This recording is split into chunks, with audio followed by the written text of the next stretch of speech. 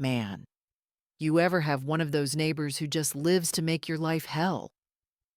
That was Karen, not her real name, but it fits like a glove. Karen was the queen bee of our HOA, the kind of person who'd measure your grass with a ruler and leave a passive-aggressive note if it was half an inch too long. Our little slice of suburban paradise picture-perfect lawns, white picket fences, kids riding bikes in the cul-de-sac was her kingdom, and she ruled it with an iron clipboard. Me, I'm just Dave, a guy who moved here 2 years ago, wanting a quiet life with my dog, Rusty, and my wind chimes. Yeah, those wind chimes. They were these delicate, tinkly things my mom gave me before she passed. Hung them on my porch, and every breeze felt like her whispering, "You got this, kid."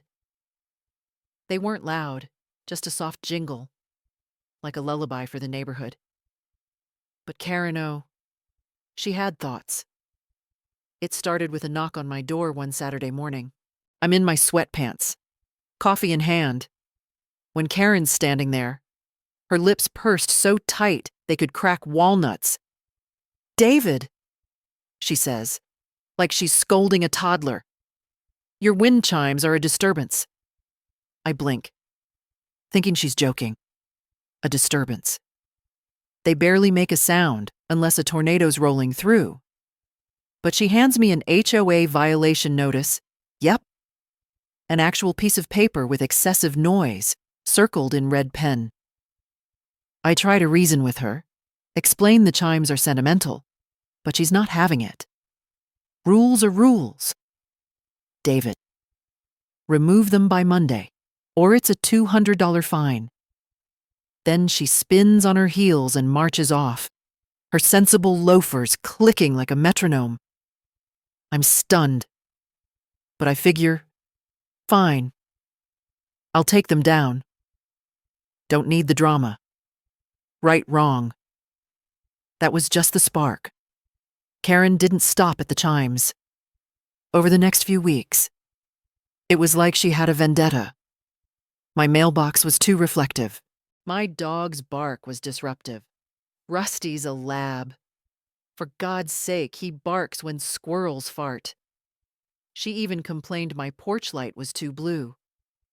I started noticing her golf cart, her HOA patrol vehicle, complete with a little flag cruising by my house daily.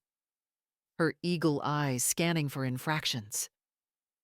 The neighbors whispered about her reign of terror. Old man Jenkins got fined for his garden gnomes. Sarah across the street got a warning for unauthorized Halloween decorations. It was absurd, like living under a suburban dictator. I'd had enough. If Karen wanted to play petty, I'd show her petty. Here's where it gets good. I'm no mastermind, but I've got a buddy, Mike, who owns a metal shop and a twisted sense of humor. Over beers one night, I'm venting about Karen, and he's like, "Bro, you need to go big. Like, mythically big." That's when the idea hit a gong. Not some dinky dinner gong, but a massive temple-sized beast that could wake the dead. Mike says he's got scrap metal and a welder, so we start scheming. The plan: build a 30-foot gong, plant it in my front yard, and let Karen eat her own rules. The HOA handbook said nothing about gongs. Trust me. I checked. It was perfect. Audacious, ridiculous, and 100% within my rights. We spent 2 weeks on it. Mike welded a monstrosity, think a giant, gleaming steel circle, suspended on a frame like something out of a kung fu movie. I rented a flatbed to haul it in, and we set it up at midnight to avoid nosy eyes. The thing was glorious, catching the streetlights like a UFO. I even grabbed a can of red spray paint and scrawled Karen's Revenge loud and proud across it, just to twist the knife. The next morning, I'm sipping coffee on my porch, waiting for the show. Sure enough, Karen's golf cart screeches to a halt by 8 a.m. Her face goes from pink to purple, like a human mood ring. "David," she shrieks, storming across my lawn. "What is this?" I play dumb, leaning against the porch rail. "Oh, you mean my new art installation. Pretty cool." "Huh." She's shaking, clutching her clipboard like it's a life raft. "This is a violation. It's obscene." I shrug, point out the handbook's silence on gongs, and say, "Guess it's staying." "Karen." The neighborhood goes wild. Jenkins is cackling from his porch. Sarah's snapping pics for Instagram, and kids are begging to hit the gong. Karen tries to rally the HOA board, but here's the twist. The board's sick of her too. Turns out, she'd been bullying them into enforcing her nitpicky rules, and my gong was the rebellion they didn't know they needed. At the next HOA meeting, I show up with Mike, who's grinning like a Cheshire cat, and a lawyer friend who casually mentions freedom of expression and property rights. The board votes 5-2 to let the gong stay, mostly to stick it to Karen.